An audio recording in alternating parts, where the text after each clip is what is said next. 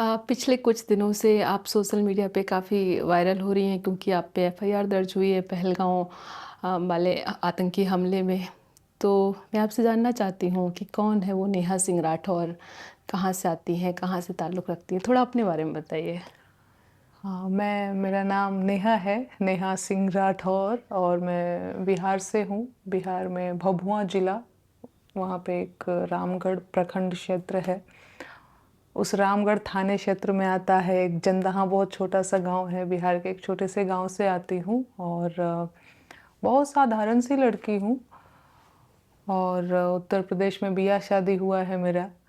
गीत लिखती हूँ, गाती हूँ, पॉलिटिकल सटायर लिखती हूँ, सरकार से सवाल पूछती हूँ, एफआईआर झेलती हूँ, अपमान झेलती हूँ, ढेर सारा ट्विटर, सोशल मीडिया पे गालियाँ और इसके बाद फिर आपके सामने हूँ। अ, पिछले दिनों भी आपको वैसे तो सोशल मीडिया पे बहुत सारे कमेंट पढ़ने को मिलते ही हैं, लगातार आपको बहुत सारी बातें सुनने को मिलती हैं। पर अभी पिछले कुछ दिनों से जिस तरह से आप पे टिप्पणियाँ अभद्र की जा रही हैं, जिस तरह से आपको कह सकते हैं कि दिमागी रूप से प्रताड़ना दी जा रही है, उसको आप कैसे, उसके बारे में अगर कुछ कहना चाहें, कैसे हैंडल करती हैं इस? हाँ, हैंडल करना बहुत मुश्किल हो जाता है, लेकिन अच्छी बात ये है कि मेरे साथ ये कोई पहली बार नहीं है।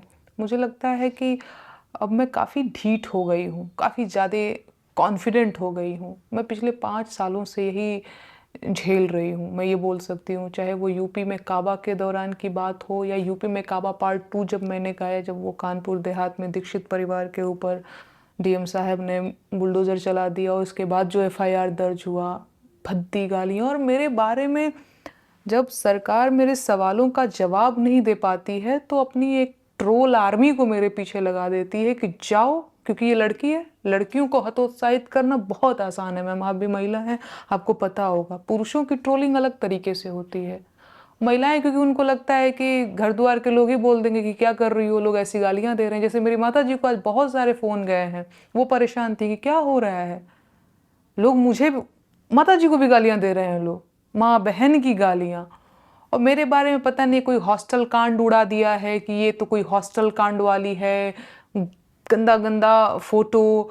और फिर मेरे को एक दिन तो मियाँ खलीफा ही ट्रेंड करा दिया था, ये बोल के कि मेरा चश्मा उस कोई पोर्न स्टार है उससे मैच करता है। फिर मैं एक दिन देखती हूँ कि मेरा फोटो और एक किसी पोर्न स्टार का फोटो ऐसे फोटोशॉप करके कुछ भी। अब क्या होता है ना मैम, उसमें दिक्कत बुरा तब लगता है जो सोशल मीडिया के मैकेनिज्म को और ये बीजेपी आईटी सेल का जो ये मिजाज है, जो समझते हैं वो तो समझते हैं कि क्या हो रहा है। गांव देहात के लोग जो नहीं जानते हैं, उन तक ये चीजें जब पहुंचती हैं तो दुख लगता है कि इनको तो पता भी नहीं है कि ये चल क्या रही हैं चीजें, और वो यकीन कर लेते हैं। जैसे अभी ये देशद्रोह का जो मुकदमा है, ठीक है, वकील साहब जो है उस पे आगे प्रोसेस भी करेंगे, सारी चीज़ें होंगी, सबको पता ही है कि कोई मुद्दा तो है ही नहीं।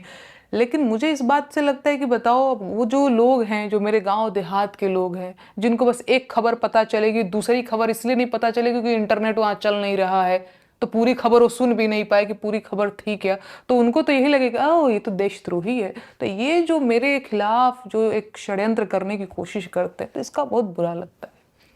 पर हाँ, बहुत मानसिक रूप से तो बहुत आदमी परेशान हो जाता है।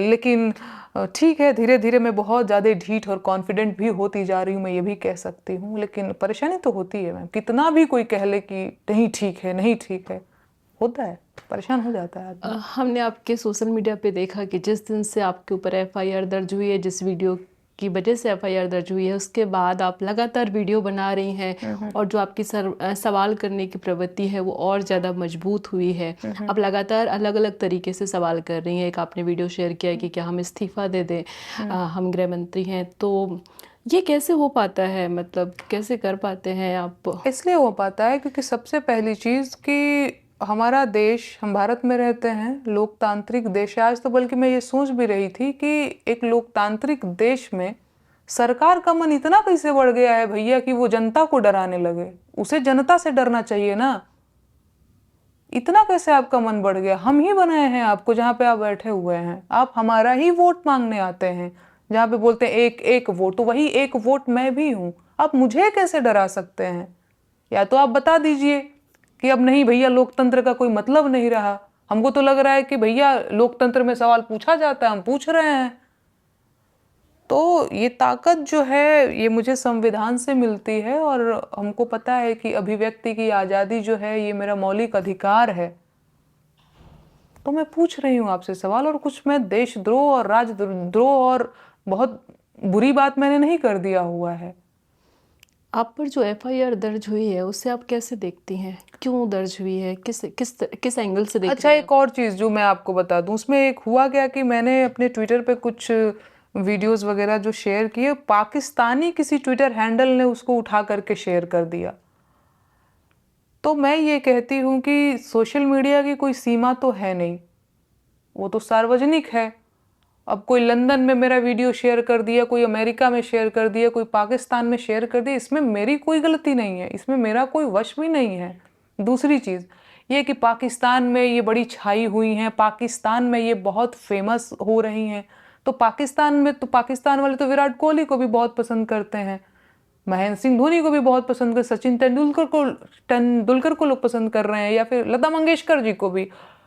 दूसरी चीज़ अभी मैं देख रही थी, हाँ, सानिया मिर्जा की तो शादी तक हो गई, आपने उनको तो कभी भी नहीं बोला कि ये देशद्रोही हैं और ये हैं वो हैं। दूसरी चीज़, प्रधानमंत्री बिरयानी खाने पहुंच जाते हैं। अनुराग ठाकुर जी एक जो है पाकिस्तानी क्रिकेटर जो कि आए दिन हिंदुस्तान के बारे में जहर उगलते रहते हैं, शाहिद अफरीदी शायद उनका नाम है, अगर मैं भूल नहीं रही हूं तो।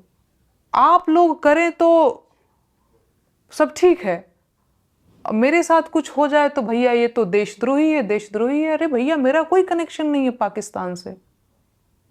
तो ये बोल के कि ये कुछ लोगों ने तो पता नहीं, कोई है शायद, आज मैं देख रही थी गाजियाबाद का कोई विधायक है, वो बोला कि मैं आईएसआई की एजेंट हूँ। एजेंट बता दिया। इतनी बड़ी बातें, इतनी बड़ी बड़ी बातों को इतनी ऐसे हवे में कुछ भी बोल दे रहे हैं लोग। इस बात की गंभीरता खत्म हो जाएगी। आप समझ पा रही हैं? बिल्कुल। तो ये बहुत बुरा लगता है ये सब देख करके कि क्या चल रहा है, मेरा वश नहीं। अच्छा, एक चीज़ और, पिछले साल ही शायद वो एक गाना वायरल हो रहा था, कोई पाकिस्तानी लड़की थी, डांस कर रही थी, भीगा भीगा है समा। आप लोग बहुत खुश हो रहे थे, हिंदुस्तान में वो बहुत वायरल हो रही थी। तो क्या है, पाकिस्तान का कोई कंटेंट इंडिया में वायरल हो जाता है तो आप मजे लेते हैं खूब। तो कंटेंट का क्या, सोशल मीडिया पे कोई कुछ भी वायरल हो सकता है, कहीं भी कोई जो है वायरल हो सकता है, किसी का कोई भी शेयर कर सकता है, इसमें हमारा वश नहीं है। और मैं नहीं गई थी उस हैंडल को कहने कि जाओ मेरा जो है वीडियो शेयर किया। दूसरी चीज़, मेडुषा जी का भी उसने शेयर किया था, और शंकराचार्य जी का भी उसने शेयर किया था, और भी 2-4 हिंदुस्तानी जो भी ट्विटर हैंडल है और भी लोगों का शेयर किया था। एफआईआर मेरे और मेडुषा जी पे हुआ, तो खैर हो ही रहा है, देखी गई। क्या आपको लगता है कि जिस वीडियो की वजह से आप पे एफआईआर दर्ज हुई है और ऐसा कहा जा रहा है कि आप देशद्रोही हैं, इससे देश की छवि खराब हो रही है, आपको क्या लगता है कि उस वीडियो में ऐसा कुछ है जिससे देश की मैम, छवि मैं खराब हो रही तो है? आपकी जो ऑडियंस होगी, अब ये तो मैं तो अपनी बात तो मैं कंटिन्यू मैं बोल ही रही हूँ अपने प्लेटफॉर्म पे। आपकी जो ऑडियंस होगी, मैं तो अब जनता से बड़ा जज कौन है, मैं उन्हीं से पूछना चाहूँगी कि आप बताइए, और जाइए मेरे वीडियोज़ को आप ध्यान से सुनिए, और आधी अधूरी को नहीं सुनिए, पूरी पूरी वीडियो सुनिए, है ना। ये नहीं कि एक लाइन कहीं से सुन लिया, कहीं से कुछ सुन लिया, नहीं, पूरा पूरा देखिए कि मैंने क्या बोला है। और सारा मेरे ट्विटर हैंडल पे, यूट्यूब चैनल पे, फेसबुक पेज पे सब पड़ा हुआ है, आप सुनिए और जज करिए आप, और बताइए कि क्या गलत बोला है। अगर गलत बोला है तो मुझे जेल में डाल दीजिए, यही हूं ना। जहाँ एक तरफ कहा जा रहा है कि सरकार से सवाल पूछने का यह समय नहीं है, उसके साथ खड़े होने का समय है, आप सवाल पूछना जारी रखी हैं, ऐसा आपने क्यों सोचा? सवाल पूछे, कई लोग तो ये भी कह रहे हैं कि तुम्हारी हैसियत क्या है, प्रधानमंत्री से तुम सवाल पूछोगी। अच्छा, प्रधानमंत्री से सवाल पूछने के लिए मुझे प्रधानमंत्री बनना पड़ेगा क्या? क्या हैसियत चाहिए होती है? हाँ, हैसियत की बात करते हैं लोग ना, तभी हम लोग बात करते हैं, ये हैसियत है मेरी, समझ रहे हैं। ये आधार कार्ड है, वोटर आईडी कार्ड है मेरे पास, वोट करती हूँ, ये हैसियत है मेरी। कोई बात होती है कि हैसियत क्या है, प्रधानमंत्री कब सवाल पूछा जाएगा? आप बताइए, कुंभ में भगदड़ हो जाती, सवाल नहीं पूछना, सवाल नहीं पूछना, एक झुंड आ जाता है, मोरबी में पुल टूट गया, नहीं नहीं नहीं नहीं नहीं नहीं, सवाल नहीं पूछना है। इतना बड़ा बालासोर में दुर्घटना हो गया, सवाल नहीं पूछना है। और वहां पे रेल मंत्री जी, इतनी सारी लाशें ऐसे बिखरी हुई हैं, वंदे मातरम वंदे मातरम। अरे कहिए ना राम नाम सत्य है, वो कहिए। लोग इतने मरे पड़े हुए, वंदे मातरम क्या क्या विजय करके आप लाए हैं कि वंदे मातरम कर रहे हैं। पर एक झुंड आ जाता है एकदम, सवाल नहीं पूछना है। कब पूछना है? इतने दिन बीत गए, आपने क्या किया अभी पाकिस्तान के खिलाफ? कितने सिर लेकर के आए? अरे भैया हम भी चाहते हैं कि जाइए, जिन्होंने भी इतना बड़ा अपराध किया है, हमारे अपने लोगों को मारा है, उनके सिर लेकर आइए। ये देश इंतजार कर रहा है। किया क्या आपने? मेरे ऊपर FIR और क्या किया? ये पहला मौका नहीं है जब आप आलोचना की शिकार हो रही हैं। सोशल मीडिया पर आपको देश में पल रहा एक आतंकवादी बताया जा रहा है, गालियां भी दी जा रही हैं। इसको सहना कितना कठिन है आपके लिए? मैम बहुत कठिन होता है, बहुत ज़्यादा कठिन होता है। देखिए क्या है कि सोशल मीडिया पे हर चीज़ का बतंगड़ बन जाता है, आपकी भावनाओं का भी। मुझे एक बार की बात याद है, और ऐसा नहीं, मैं अभी भी अपने मन में ढेर सारी भावनाएं छुपाए हुए हूँ। एक बार की मुझे बात याद है, 2020 में 22 में शायद, जब मैंने यूपी में काबा गया था, पहली बार बहुत गंदे तरीके से गंदी गंदी गालियां लोग देना शुरू किए। मैं कैमरे पे आई और मैं रोने लगी। वो नाटक वाला रोना नहीं, वो आ गया, निकल गया रोना। 4 लोग ऐसे मुझे कुछ कुछ कमेंट, मैंने कहा भाई मैंने किया क्या है? उस रोने वाले वीडियो को इतना कट पेस्ट पता नहीं क्या उसका बना दिया। मुझे लगा हाय राम, कुछ भी करना है, कैमरे पे रोना नहीं है। रो दिया आपने उसको, देखो देखो बिलबिलाने लगी, देखो ये तो इतनी कमजोर है, देखो, और उसमें बहुत गंदी गंदी। मैंने कहा नहीं, ठीक है, मन में बहुत सारी भावनाएं हैं, रोना उसी के सामने चाहिए जो आपका आंसू पोंछ सके। ये सोशल मीडिया जो आपको नोचने के लिए तैयार बैठा है, यहाँ पे हम रोएंगे? भावनाएं हैं, बहुत व्यक्तिगत है, और बहुत व्यक्तिगत लोगों के सामने खुलेंगी वो। ये सोशल मीडिया पे मैं अपनी भावनाएं नहीं दिखाऊंगी कि दुख है, पर दुख है। आपके ऊपर देशद्रोही का मुकदमा दर्ज हो जाए सवाल पूछने पे, क्या है?